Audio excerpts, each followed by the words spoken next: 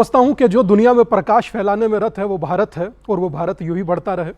और रही बात चुनाव की, चुनाव तो अमीश बाबू हर रोज चलता है। और रही बात सनातन के वोट बैंक की, तो मैं कहूंगा कि जब कोई सनातन के उन्मूलन की बात करेगा तो सनातनी वोट बैंक भी होगा। जब भी कोई सनातन के संहार या सनातन के समापन की बात करेगा तो सनातन वोट बैंक भी होगा। क्यों नहीं होगा? क्या किसी को बुरा नहीं लगता? क्या सनातनी का दिल नहीं टूटता? बिल्कुल टूटता है। बस इतना है कि सहिष्णु होने के कारण वो प्रतिक्रिया नहीं देता।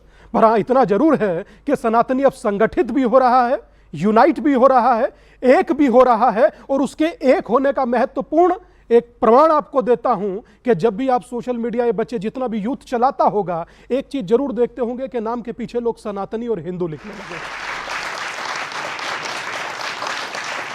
बिहार में मैंने खूब अपनी यात्रा किया, मुझे वहां पर संगठित हिंदू तो हजारों की तादाद में दिखाई दिया, मगर यकीन मानिए मुझे वहां जाति दिखाई नहीं दी। जाति दिखाई नहीं दी। ओके राजकुमार भाटी, वो कहते हैं मैं बिहार में की मैं यात्रा पे गया और बिहार की यात्रा पे बड़ी गए भी, इनको वहां पर हिंदू तो दिखाई दिया संगठित, लेकिन जाति दिखाई नहीं दी। ऐसे में तो राजद और सपा का तो खेल ही बिगड़ जाएगा। उनका तो समीकरण ही एमवाय है। सभी देशवासियों को दीपावली की हार्दिक शुभकामनाएं। दीपावली प्रकाश का पर्व है। हमें अपने अपने मन में छिपे अंधकार को भगाना चाहिए और मन में ज्ञान का प्रकाश पैदा करना चाहिए। आपने जो प्रश्न उठाया, आपने शुरू में बहुत सुंदर विश्लेषण किया, मैं आपकी बहुत प्रशंसा करना चाहूँगा। आपने ये बताया कि भारतीय जनता पार्टी धीरे धीरे सांप्रदायिक मुद्दे उठाकर देश में एक धार्मिक वोट बैंक तैयार कर रही है। आपने स्पष्ट तौर पर ये बताया कि भारतीय जनता पार्टी अली बजरंग बली की बात करती है, 2080 की बात करती है, कटेंगे तो बटेंगे की बात करती है। ये सच्चाई है।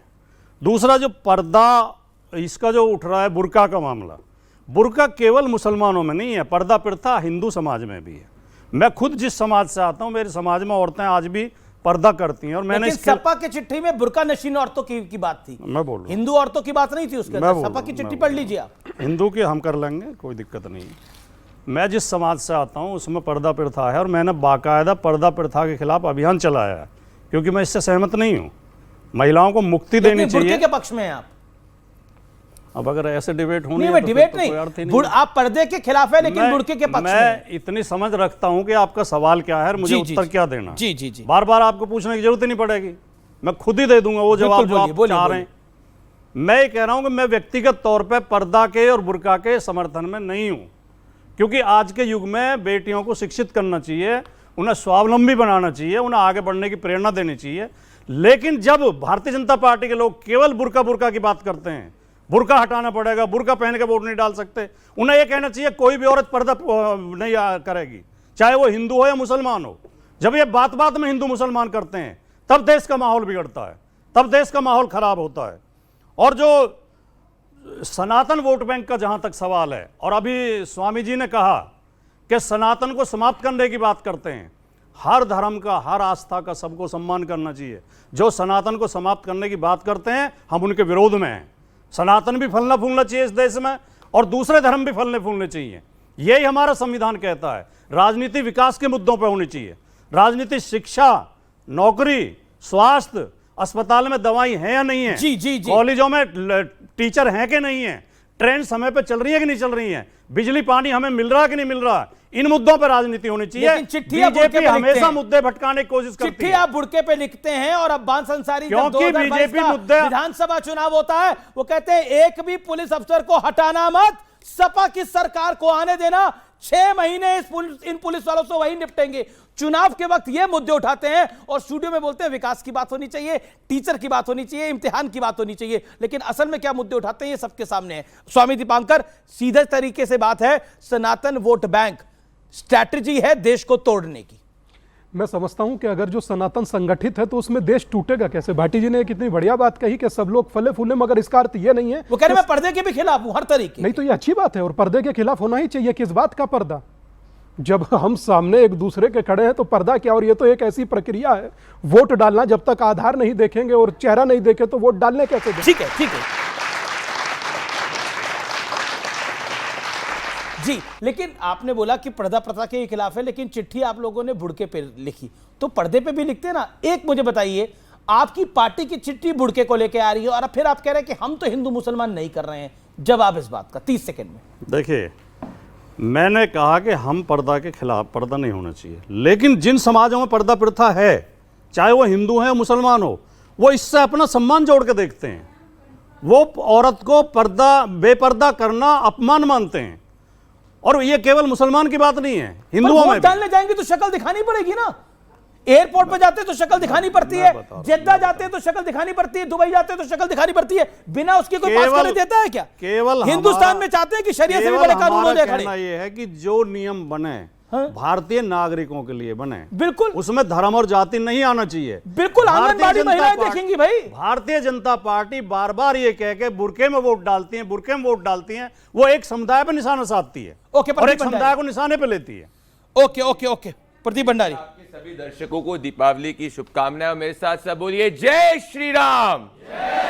मैं ये इसीलिए बोल रहा हूं अमीश जी, क्योंकि याद करिए प्रभु श्री राम को काल्पनिक बोलने वाले ये इंडिया अलायंस के लोग थे। ये दिवाली इसलिए भी खास है क्योंकि दिल्ली के अंदर ग्रीन क्रैकर अलाउ हो चुके हैं, जिसको ये आम आदमी पार्टी की सरकार ने हिंदुओं की भावना को ठेस पहुंचाने के लिए कोर्ट में कभी नहीं गए, हम गए। ये फर्क होता है सनातनियों की इज्जत करना और सनातनियों का खंडन करना। सुप्रीम कोर्ट कहता है कि आप बुरके के साथ में वोट करने नहीं जा सकते, इससे वोटर आइडेंटिफिकेशन में दिक्कत होती है। अगर आपकी धार्मिक भावना इतनी ही आहत होती है तो आप वोट करने मत जाइए, सुप्रीम कोर्ट कह रहा है। तो क्या है, सुप्रीम कोर्ट को भी कम्युनल कहेंगे? भाई वोटर आइडेंटिफिकेशन करने को ये हिंदू मुसलमान से क्यों जोड़ते हैं? हम घुसपैठियों की बात करें, ये मुसलमान से क्यों जोड़ते हैं? जब भी हम किसी भी देश के राष्ट्रीय सुरक्षा से जुड़े मुद्दे की बात करते हैं, इसमें इनको इनका मुस्लिम वोट बैंक इसीलिए दिखता है क्योंकि इनका इतिहास रहा है। ये असली कम्युनल लोग ये हैं। हम तो भाई देश को 14% ग्रोथ रेट पे भी पहुंचाते हैं, देश के अंदर सबसे ज्यादा बड़ी अर्थव्यवस्था भी बनाते हैं और साथ में प्रभु श्री राम का भी मंदिर बनाते हैं, क्योंकि हमारे सनातन भी सर्वोपरि है, ग्रोथ भी सर्वोपरि है।